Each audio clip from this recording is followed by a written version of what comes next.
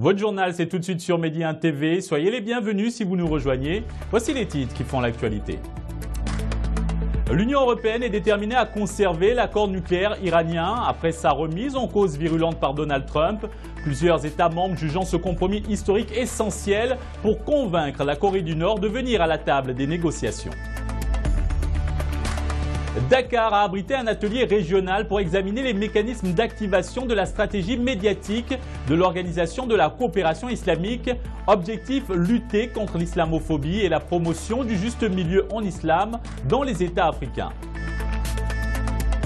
Et au Maroc, le prince héritier Moulay El Hassan a présidé hier la cérémonie d'ouverture de la 10e édition du Salon du Cheval d'El Jadida. Une édition qui débute aujourd'hui et qui se poursuivra jusqu'à dimanche.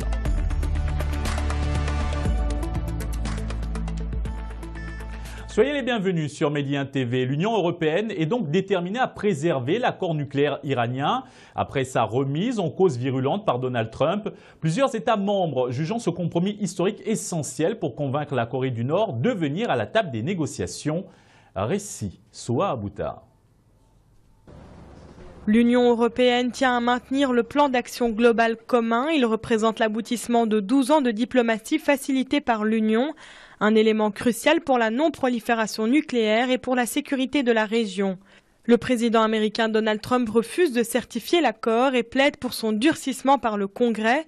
Il menace également de se retirer si ses demandes ne sont pas satisfaites. Dans un communiqué commun, Paris, Londres et Berlin se sont dit préoccupés par les mesures réclamées par le locataire de la Maison-Blanche. L'Union européenne encourage les États-Unis à maintenir leur engagement vers le plan d'action Global Common et à considérer les implications pour sa sécurité, celles de ses alliés et de la région avant de prendre de nouvelles mesures.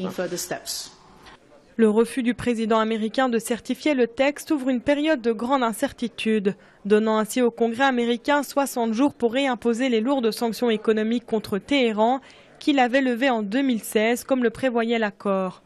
Pourtant, l'Agence internationale de l'énergie atomique, qui mène les inspections sur les sites nucléaires iraniens, n'a jamais constaté le moindre manquement à l'accord de la part de l'Iran. La mise en œuvre réussie de l'accord continue de garantir que le programme nucléaire de l'Iran reste exclusivement pacifique. L'Union européenne souligne que l'Agence internationale de l'énergie atomique a vérifié à 8 reprises que l'Iran met en œuvre tous ses engagements liés au nucléaire à la suite d'un système de surveillance complet et strict. L'Union européenne s'est engagée à poursuivre donc la mise en œuvre complète et efficace de toutes les parties du programme.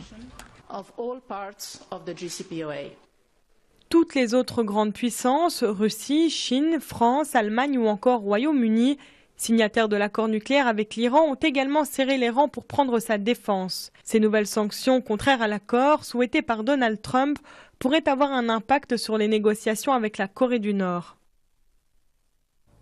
Et les États-Unis n'excluent pas la possibilité d'éventuelles discussions directes avec la Corée du Nord. Déclaration faite par le vice-secrétaire d'État John J. Sullivan depuis le Japon où il est en visite.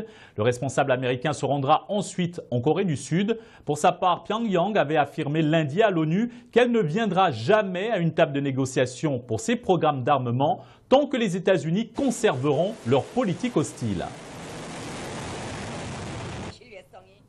Et puis à Séoul, une apparition remarquée hier soir, celle de François Hollande, l'ancien président français, qui a donné sa première conférence d'ex-chef d'État, a surpris son monde. Lui qui avait promis de ne jamais se livrer à ce genre d'exercice une fois après avoir quitté l'Élysée, est donc apparu à la tribune du World Knowledge Forum, une prestigieuse conférence généreusement rémunérée. Et pour cette première, il s'est fondu d'une charge en règle contre l'action du président américain Donald Trump et l'imprévisibilité de celui-ci en matière de diplomatie. Nous l'écoutons.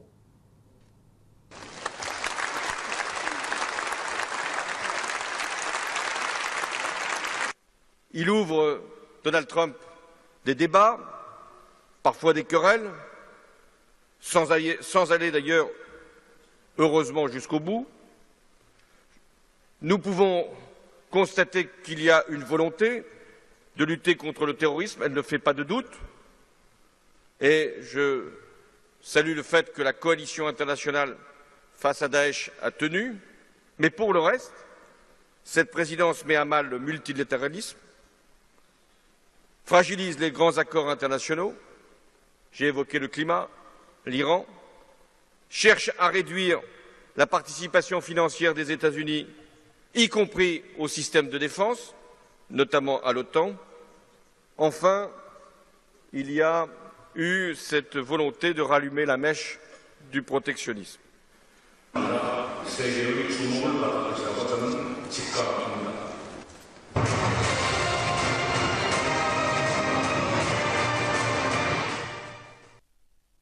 En Espagne, à présent, une juge d'instruction a placé hier soir en détention les deux dirigeants des principales associations séparatistes de Catalogne, ayant une très forte capacité de mobilisation, ce qui risque d'envenimer encore la crise entre Madrid et la région.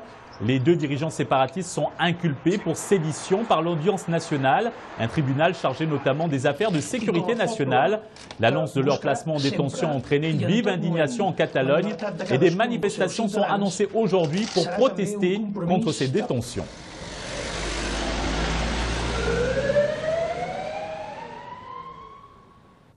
Sur le continent, suite au double attentat meurtrier en Somalie, les opérations de secours se multiplient dans le centre-ville de Mogadiscio. Djibouti, le Kenya et l'Éthiopie ont apporté de l'aide médicale pour aider les survivants. Djibouti a convoyé hier 30 médecins et des fournitures médicales à son voisin. La Turquie également s'est précipitée au chevet de Mogadiscio. Le ministre turc de la Santé a atterri hier dans la capitale somalienne à bord d'un avion médical dépêché par Ankara avec des denrées alimentaires, du matériel et une équipe d'urgence du Croissant Rouge.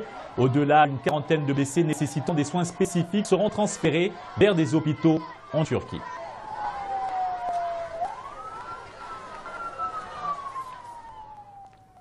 Au Nigeria, 35 personnes ont été tuées dans l'état du plateau au centre du pays, selon des leaders communautaires. Les autorités de l'état du plateau ont réagi avec un déploiement impressionnant des forces de sécurité dans la zone où elles ont imposé un couvre-feu nocturne. Au Kenya, à présent, les manifestations de l'opposition se poursuivent malgré un récent arrêt du gouvernement interdisant les rassemblements dans les grandes villes. Hier, un jeune homme de 18 ans a été tué par balle à Kisumu en marge d'affrontements entre les manifestants et les forces de l'ordre. Un décès de plus dans le bastion de Raila Odinga à l'ouest du pays, alors que les dénonciations des violences policières se multiplient. Les organisations de défense des droits de l'homme, notamment Amnesty International et Human Rights Watch, ont indiqué que la police kenyane est directement impliquée dans la mort d'au moins 33 personnes, tout en étant responsable de centaines de blessés.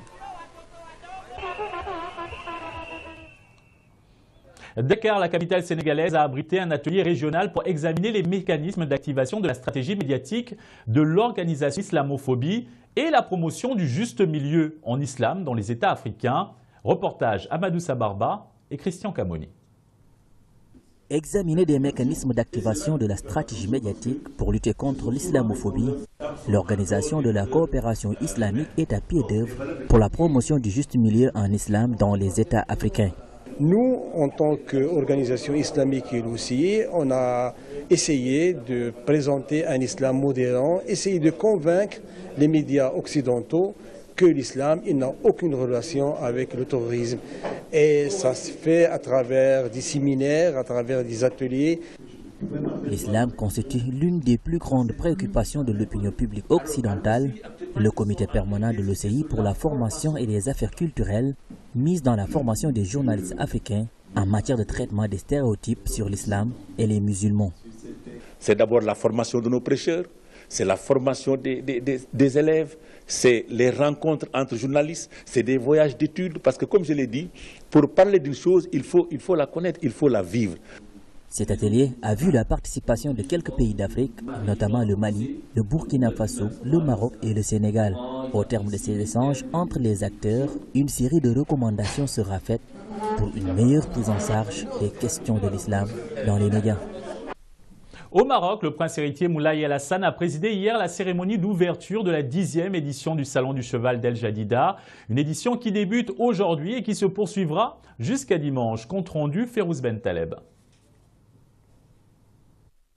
Le rendez-vous incontournable des cavaliers et des passionnés de l'univers équestre est de retour. La 10e édition du Salon du Cheval, dont la cérémonie d'ouverture a été présidée hier par le prince héritier Moulay El Hassan, ouvre ses portes au grand public aujourd'hui et se poursuit jusqu'au dimanche 22 octobre au parc d'exposition Mohamed VI El Jadida, Organisée sous le thème « Le Salon du Cheval, 10 ans de fierté et de passion », l'édition de cette année fera découvrir au grand public un show international de persans arabes, un concours de saut d'obstacles, une coupe des éleveurs marocains de chevaux arabes, le championnat international des chevaux barbes, des spectacles de fantasia et de tuborita, ainsi que des activités ludiques pour enfants et d'autres surprises à découvrir en place. Lors de cette édition, 2 expositions présentant les particularités et les moments forts du salon, depuis sa création en 2008, ainsi que son évolution, seront destinées au grand public. À travers un accrochage pensé comme un véritable parcours artistique, cette plongée au cœur de l'univers équestre marocain sera aussi l'occasion de revivre un événement qui a su fidéliser les Marocains à travers des thématiques variées et des réalisations imposantes, outre la présentation des plus belles créations artisanales dédiées au cheval. Des spectacles équestres auront lieu quotidiennement afin de réunir les grands et petits autour de la célébration du cheval. Ils mettront en avant l'excellence équestre avec la participation de grandes figures nationales et internationales du spectacle équestre. Un concours d'art pour jeunes talents et un concours de photographie seront désormais ouverts au public. Le Salon du Cheval d'El Jadida connaît cette année la participation d'une centaine d'exposants représentant des professionnels du secteur, des associations et des institutions d'une vingtaine de pays arabes et européens. Un rendez-vous qui redonne à la culture équine ses lettres de noblesse. Direction la Tunisie avec un sujet pour les passionnés de musique classique cette fois. Dans le cadre de la 23e édition de l'Octobre musical à l'Acropolium de Carthage, la pianiste marocaine Nour Ayadi a interprété un répertoire varié de Beethoven à Chopin et enchanté l'Octobre musical tunisien. Reportage Najwa Bécha. Un talent indéniable et un lieu intime pour un moment hors du temps. Le public suit l'évolution impressionnante des doigts de cette jeune fille marocaine, Nour Ayadi, sur les touches du piano. Je pense que c'est une grande œuvre parce que, à vrai dire, j'ai passé plus que 5 ans au Maroc en poste diplomatique. C'est pourquoi je connais très bien tout le charme de votre pays. À seulement 18 ans, Nour Ayadi, dont la prestation a enchanté le public tunisien, a déjà un impressionnant parcours artistique. Jalonnée de nombreux prix et lauréate du concours international de piano de la princesse Leila Meriem. Cette année, Nour Ayadi a représenté le Maroc à l'Octobre musical de Carthage. Et le Maroc est le seul pays arabe représenté cette année à ce célèbre festival. Je suis vraiment ravie de participer à l'Octobre musical de Carthage. C'est la première fois donc, que j'y participe, ma première fois aussi en Tunisie.